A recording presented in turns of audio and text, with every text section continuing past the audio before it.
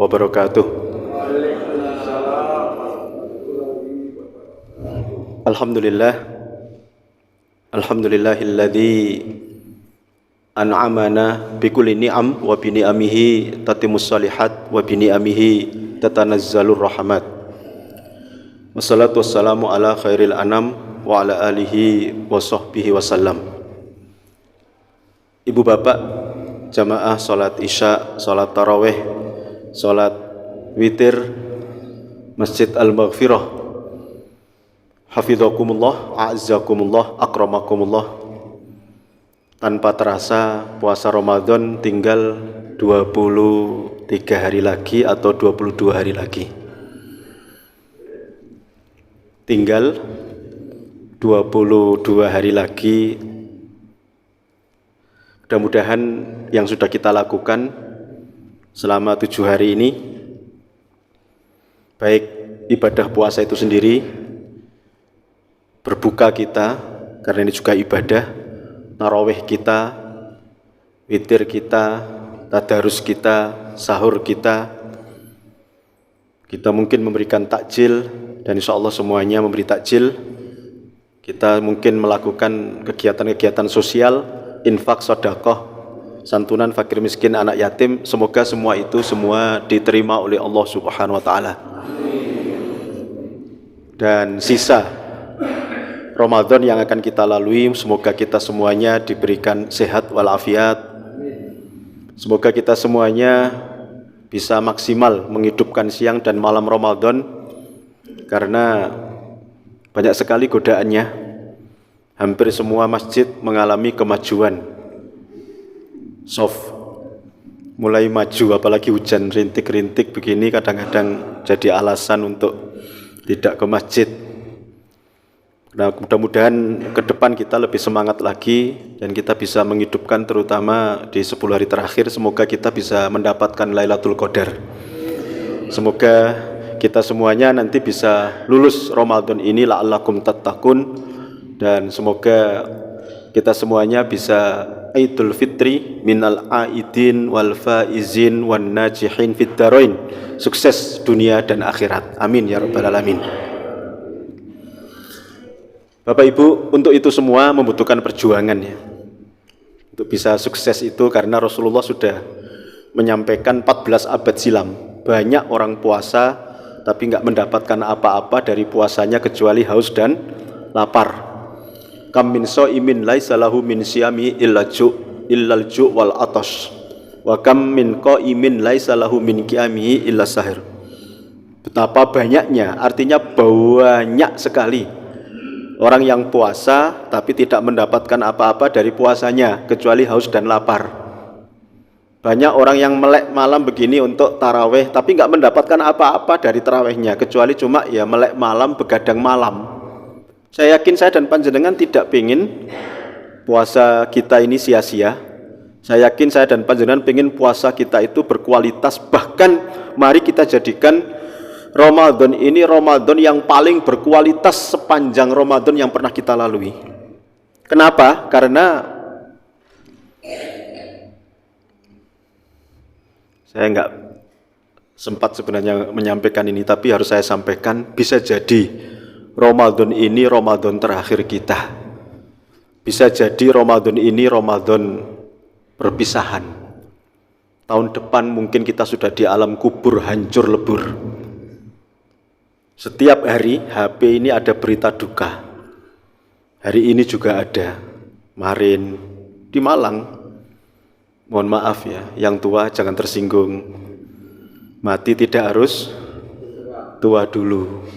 Banyak yang muda-muda juga duluan, sehat, segar, bugar, mendengarkan pengajian begini loh, kemudian ngantuk-ngantuk kebablasan mati ya ada. Di Malang ada gitu ya. Maka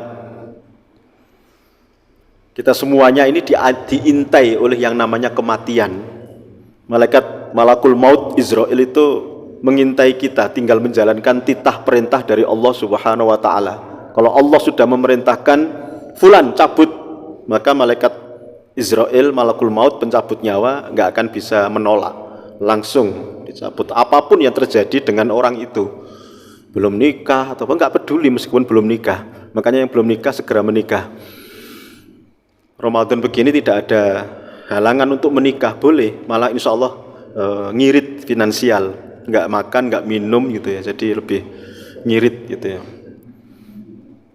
Bapak Ibu, sedikit ingin saya sampaikan dalam kesempatan yang sangat singkat. Saya sudah diwanti-wanti sama takmir, jangan panjang-panjang sholatnya, jangan panjang-panjang ceramahnya gitu ya. Maka saya ya mengikutilah apa yang jenengan inginkan gitu ya. Karena saya itu paling nggak seneng kalau saya dirasani, betul ya.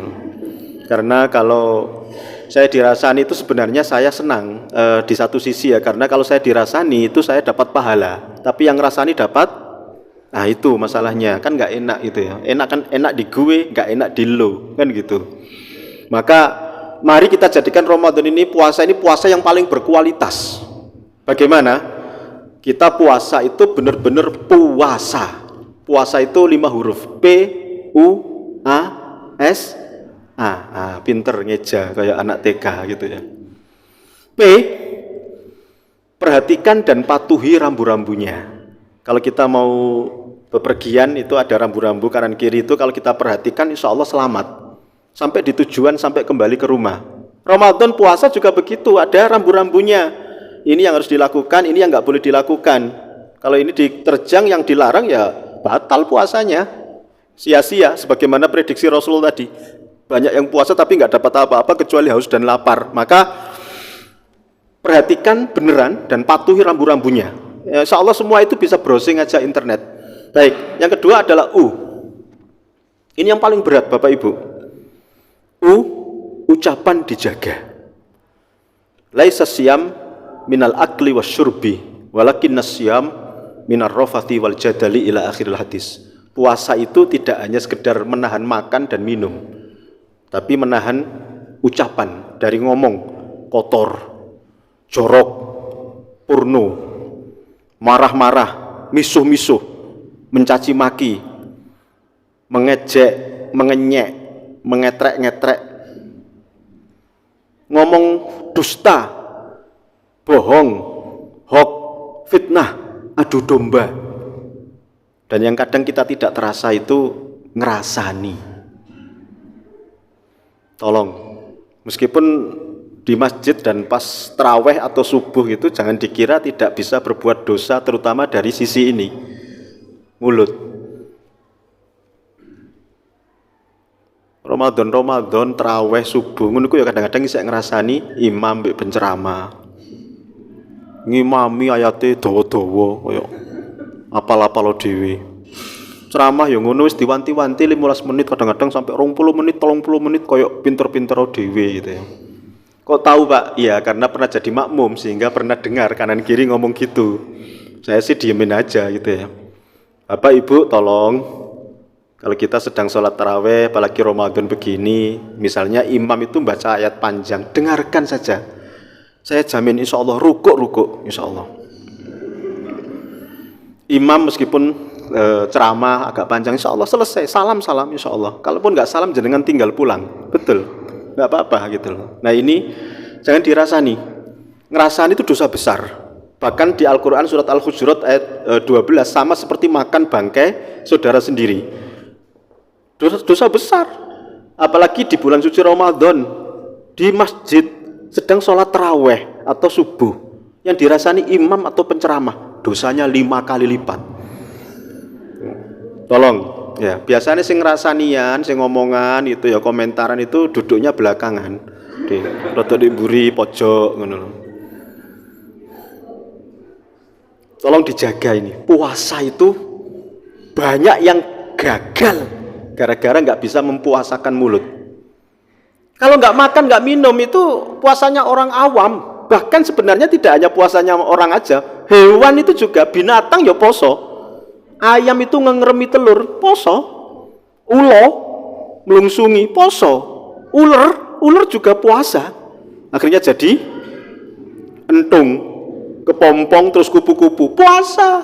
Jangan dikira kalau kita puasa lalu kemudian bangga, nggak hanya sekedar nggak makan, nggak minum. Binatang juga bisa, gitu ya. Diketawain sama binatang. Mohon maaf.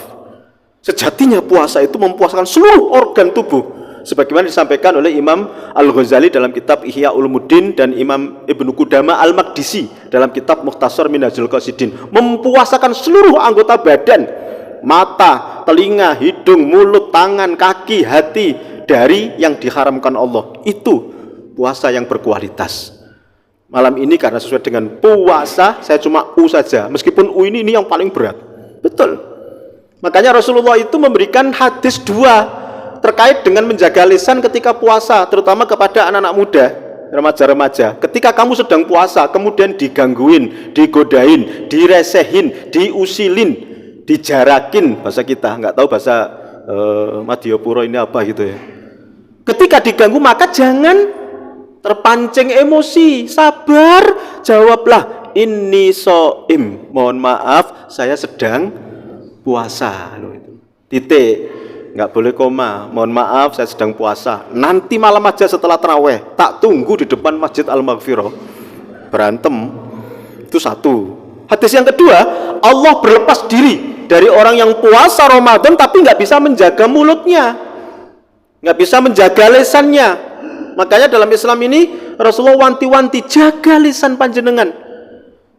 Ikhfat lisanaka. Ada sahabat yang kemudian tanya, ya Rasulullah, apakah dengan mulut, lisan itu seseorang bisa masuk neraka? Apa jawab Rasulullah? Bahkan bisa masuk neraka sedalam 70 tahun perjalanan. Saking dalamnya. Harus dijaga.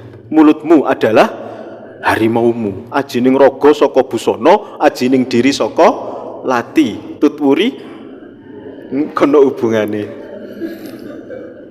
Mulianya seseorang karena mulutnya. Makanya dalam Islam, mangkana yu'minu billahi wal yaumil akhir falyaqul khairan aw liyasmut. Barang siapa beriman kepada Allah dan hari akhir, maka hendaknya bicara baik.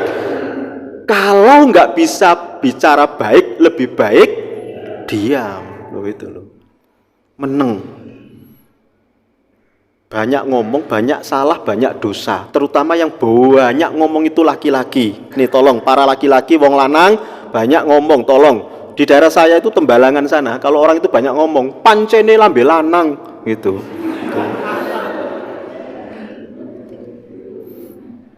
Tolong dijaga laki-laki gitu ya. Ojo akeh-akeh ngomong. Kadang-kadang ya ono lanang sing akeh omongnya kaya wedok, ngalah-ngalahi wong wedok. Ini PR. Puasa, jaga. Pulang makan masakan si istri, buko. Kurang asin apa kasinan, kadang-kadang ngono ku yo ngamuk, wis ngamuk, piring terbang, kursi melayang, pintu ditendang, ngomel ae. Ya Allah, Pak. Istri jenengan ketika masak itu puasa.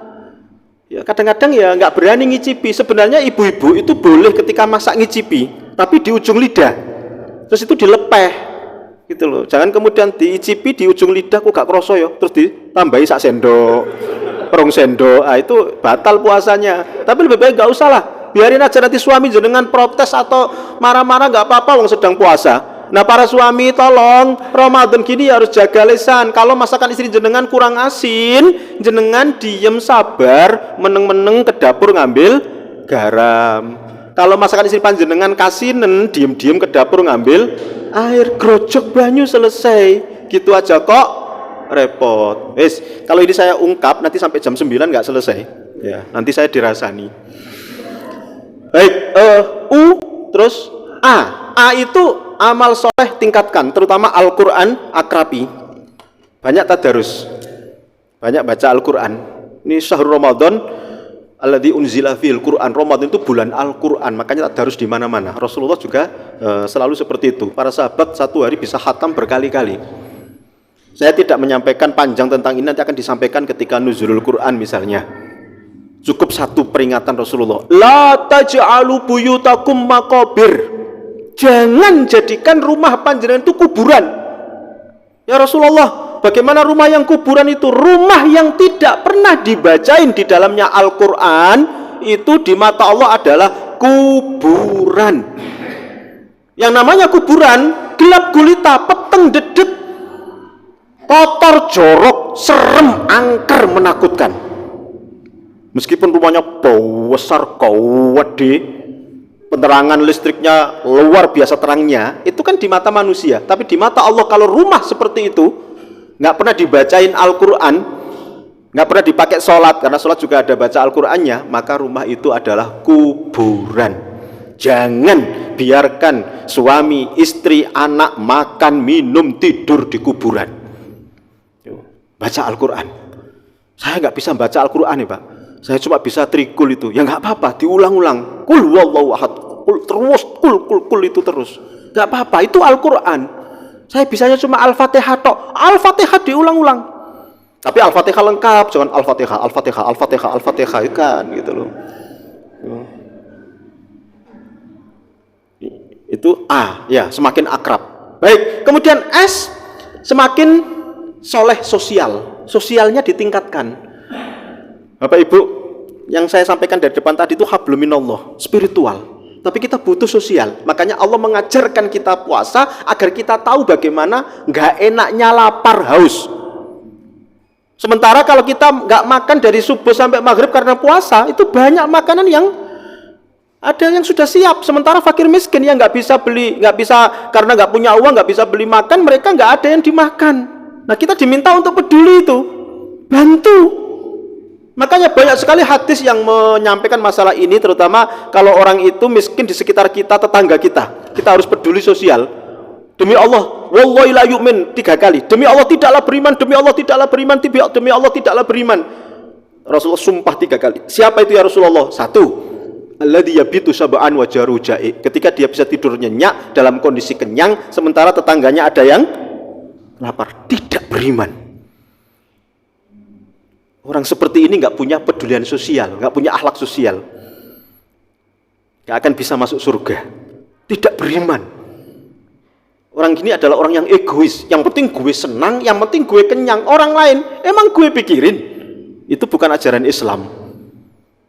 Jangankan sampai seperti itu ya. Ibu-ibu ketika masak lalu kemudian baunya tercium ke tetangga, jangan sakiti tetangga dengan bau masakan. Apa kata Rasulullah? Tambahi kuahnya, perbanyak kuahnya, kemudian bagi tetangga. Subhanallah, ajaran Islam luar biasa ini. Demi Allah tidaklah beriman, demi Allah tidaklah beriman 3 kali. Siapa Rasulullah? Alladzi la ya'manu jaru bawaikoh. Ketika dia tidak bisa menjaga privasi tetangganya orang lain, suka menyakiti ini dan sebagainya. Makanya ada sebuah hadis yang panjang dalam kitab Al-Adabul Mufrad karangan Imam Bukhari, bahwa ada seorang ibu Fulana, waktu itu disampaikan oleh sahabat ini calon penghuni surga. Ya Rasulullah, Bu Fulana calon penghuni surga. Jenengan kok perso dari mana? Saya amati Bu Fulana ini kalau malam itu ahli tahajud, sholat malam. Kalau siang ahli puasa. Aku beritahu, selidiki lagi, balik lagi, betul jenengan ya Rasulullah. Sodakta. Kemarin saya nyampaikan Bu Fulana itu calon penghuni surga karena secara kasat mata kami lihat beliau itu ahli sholat malam, ahli puasa. Tetapi jenengan nyampaikan itu adalah ahli neraka berdasarkan informasi dari malaikat Jibril. Akhirnya kami selidiki, ternyata Bu Fulana ini suka menyakiti orang lain, menyakiti tetangganya dengan ucapan dan perbuatannya. Loh itu. Makanya kepada siapapun kita sopan, santun, hormati yang lebih tua, sayangi yang lebih muda. Jangan menang-menangan, ngalahan saja. Kalau kita disakiti, difitnah, adu domba, serahkan sama Allah. Allah nanti yang akan membalas. Cepat atau lambat boten, Allah tidak tidur. Kalau kita disakiti orang, difitnah, kita dapat kiriman pahala. Enak kan? Jangan dilawan. Kenapa? Kalau kita lawan, kita sama-sama jeleknya. Kalau ada orang menjelekkan kita, fitnah, adu domba, orang itu jelek. Kalau kita lawan, berarti sama-sama jeleknya. Kita ini orang baik. Yo, ayo, hablum minallah bagus, hablum minanas bagus. Ini hikmah diantaranya dengan puasa itu. Yang terakhir adalah A, Allah tujuan dari semua itu.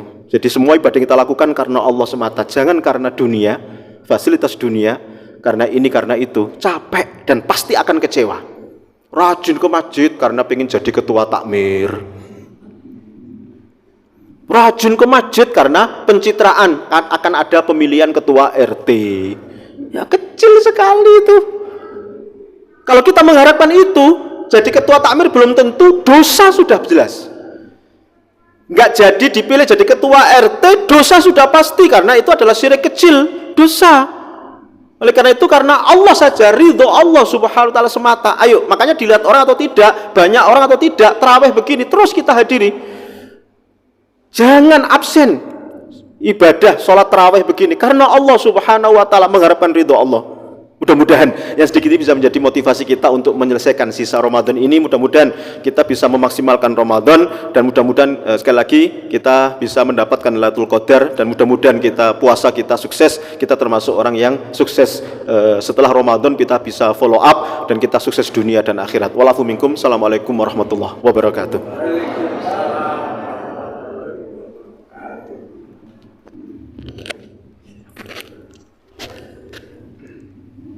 Thank you.